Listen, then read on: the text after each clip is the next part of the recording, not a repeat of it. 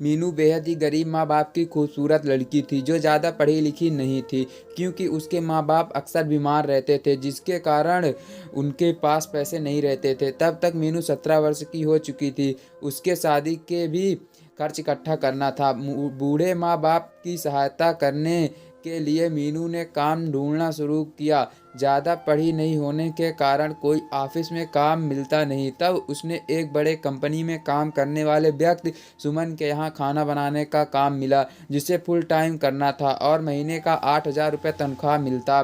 धीरे धीरे समय बीतता गया। इसी बीच मीनू को एक लड़के से प्यार हो गया। दोनों ने वादा किया कि शादी कर लेते हैं। दोनों के परिवार भी राजी हो गए, लेकिन एक अड़चन आ गई कि दहेज के लिए 50,000 रुपये लड़के के पिता ने मांग कर दी।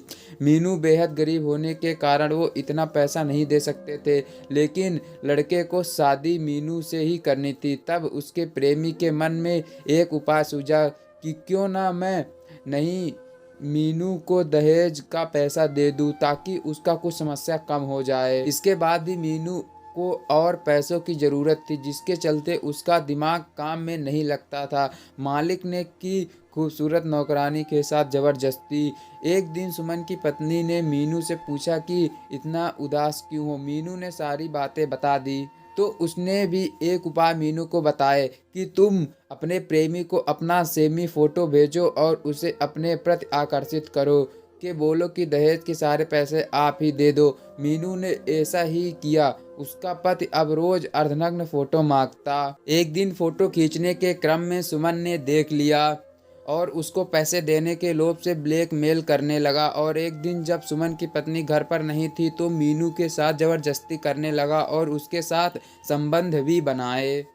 मकान मालिक ने नौकरानी को किया बदनाम। सुमन ने मीनू के साथ जबरदस्ती तो किया ही, उसके बाद उस पर ही अपने पत्नी के सामने आरोप लगा दिया कि इसने ही मेरे ऊपर कई दिनों से डोरे डाल रही थी और जब मैं नहीं पिघला तो मेरे ऊपर इल्ज़ाम लगा रही है। बेचारी मीनू अंदर ही अंदर मर चुकी थी, लेकिन उसका होने वाला पति उसका साथ नहीं छोड़ा और दोनों ने शादी की और खुशहाल शादीशुदा ज़िंदगी जी रहे हैं। इस कहानी से क्या सीख मिलती है? इस कहानी से हमें यह सीख मिलता है कि इस दुनिया में गरीब लोगों का कोई नहीं है। सभी अपने फ़ायदे के लिए ही लालच देते हैं और बाद में उसका शोषण करते हैं। इसलिए मेरा मानना है कि सुनो सबकी करो मन की, क्योंकि जो खुद पर यकीन करते हैं वो कभी बुरी परिस्थिति में नहीं फंसते हैं।